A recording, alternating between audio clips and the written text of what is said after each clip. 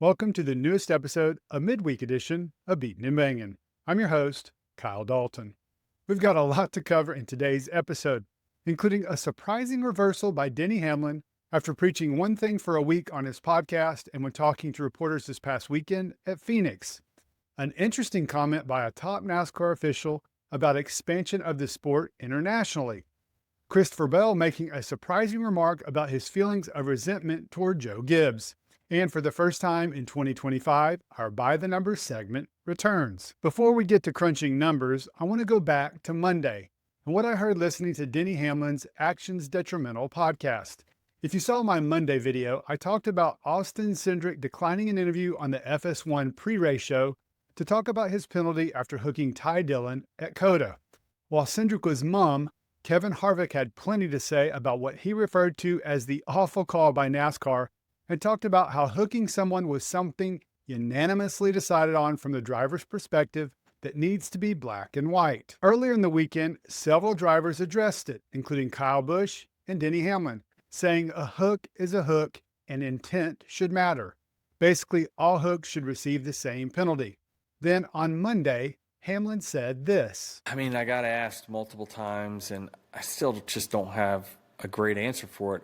You heard most of the drivers say a right hook is a right hook. It doesn't matter. And we said on this podcast last week that the results shouldn't matter. You're judging on the intent. I still have not looked at the data. Again, I don't have time to kind of go back and what did I see? I probably should have. I got a podcast, so if I'm going to speak, if I'm going to be educated on it, I probably should have taken the time to look at it, but I didn't. But I think the punishment probably fits the crime in this case. Does it follow the rule book 100%? I don't know, but to me, he had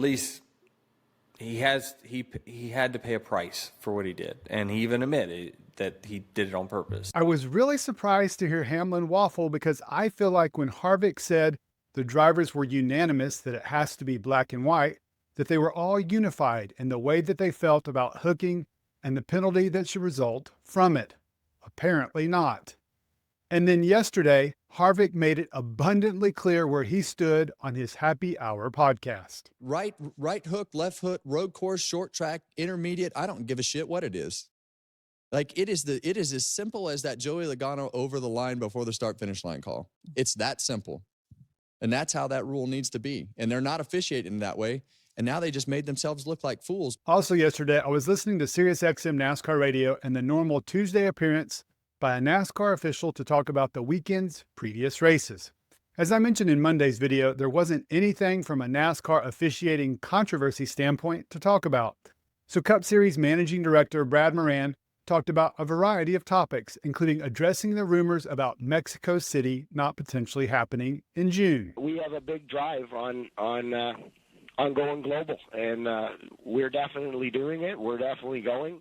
Everything's set up. I've been there myself once. We've had teams that have been there, for probably over 8 months or so, putting everything together. And we'd love to get to Brazil and Canada and Europe, and Mexico's our first stop on the global stage. So there's a lot of energy put into this. And again, like I say, we've got great partners with OCESA, and we're going to be there on June 13th, 15th in Mexico City, and ready to go. Did you hear Moran just casually mention Canada and Brazil? That was the first time I'd heard a NASCAR representative speak about Brazil, which confirmed the report in early February by the Sports Business Journal's Adam Stern, discussing the possibility of the clash being held in the South American country. I'm curious to see if this is something that plays out, and even more curious to see how it would be handled logistically.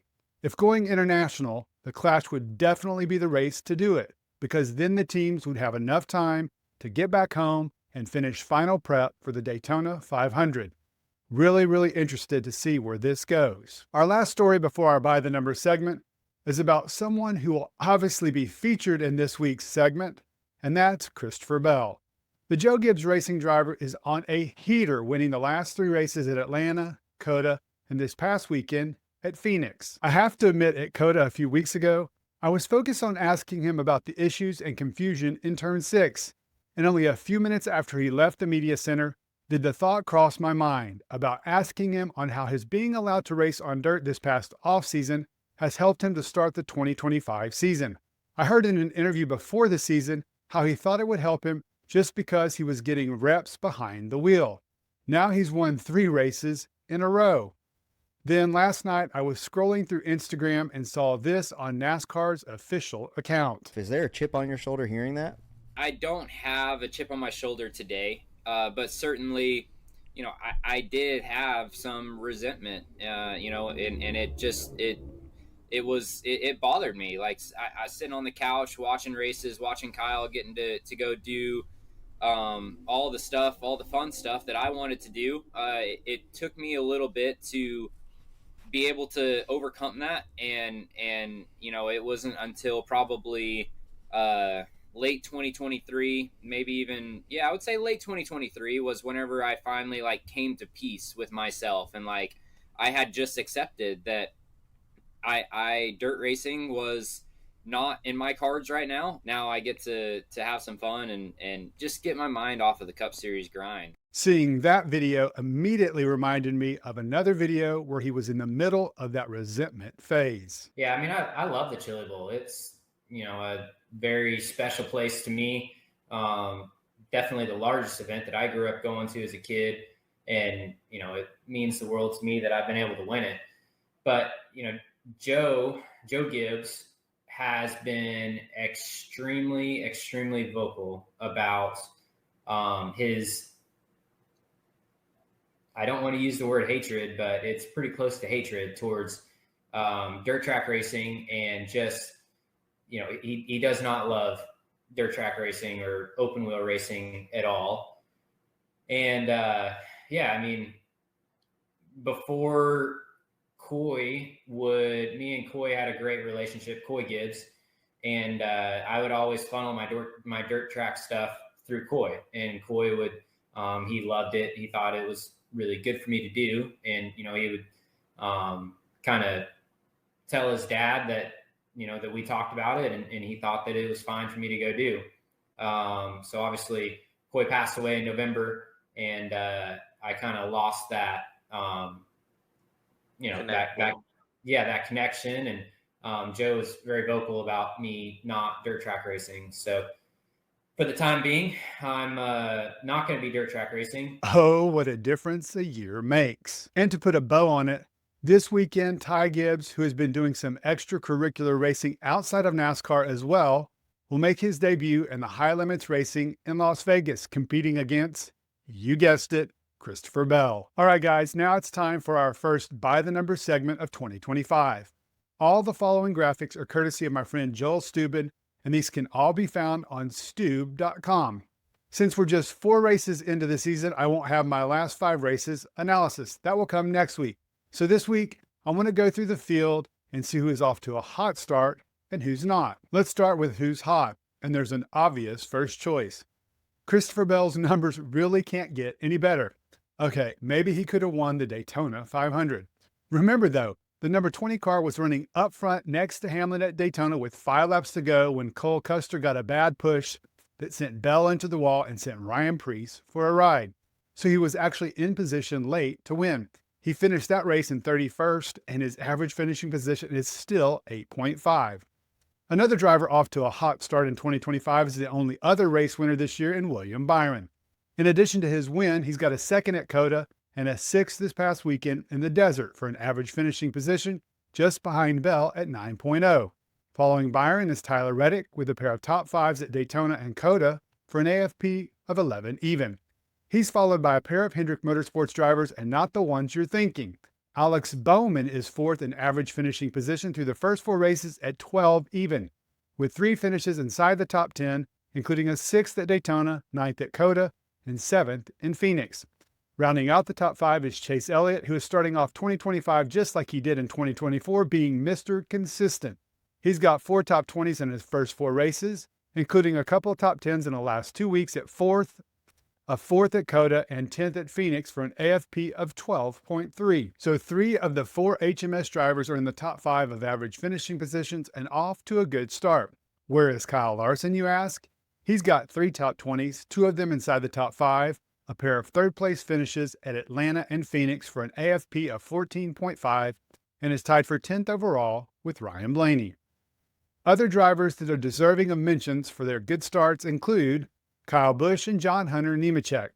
Busch has recorded 3 top 10s, including his last 3 races at Atlanta, Coda, and Phoenix with an AFP of 13.5. He's 9th overall. But the biggest surprise after the first 4 races has to be Nemechek. He's 6th a month average finishing positions at 12.8, with a pair of top 10s, including his 5th place at the Daytona 500. A really solid start for the Legacy Motor Club driver. Now, for those who have struggled to start 2025, and we have to go to defending Cup Series champion Joey Logano. Again, these are numbers based on where a car finishes, so it's not necessarily reflective of how they've run in a race, because the number 22 has been good at times, including last week at Phoenix where he led 81 laps. But the Team Penske driver hasn't been able to finish races and has an AFP of 21 with just 2 top 20s. In a familiar theme for the last several years of Ford starting off slowly, Brad Keselowski fits the bill this season, with a single top 20 and 3 races where he's finished 25th or worse at Daytona, Atlanta, and Phoenix. His AFP is 28.3. Cody Ware is the only driver with a worse average finishing position at 28.8. And we'll wrap up with a familiar story I've talked about in the last few episodes, Ty Gibbs. You can see it right there. He's got a single top 20, his 16th at Daytona. Since then, his best finish is 25th, which he scored over the weekend at Phoenix. Now that we're heading to more traditional tracks, there will be no more excuses of those stats are skewed because they're on non-traditional tracks like super speedways and a road course. If you want to have a little deeper dive yourself with the numbers, again, go check them out at stube.com. Great info and great graphics. All right, guys, that's a wrap on today's episode. I want to get your thoughts. Let's start with the remarks of Hamlin and Harvick on hooking. Who do you agree with? Is it black and white? I think it is. And what do you think about the possibility of NASCAR going to Brazil? Good or bad idea? For you Christopher Bell fans, what role do you think allowing him to run races outside of NASCAR has allowed him to get off to such a hot start this year? And lastly, what about the by the numbers segment? Any numbers in there that surprised you? I have to say, Nemechek totally caught me by surprise. Let me know what you thought about it in the comments section. Thanks again for checking out the latest episode and supporting the channel. I really, really appreciate it and hope you have a great rest of your day.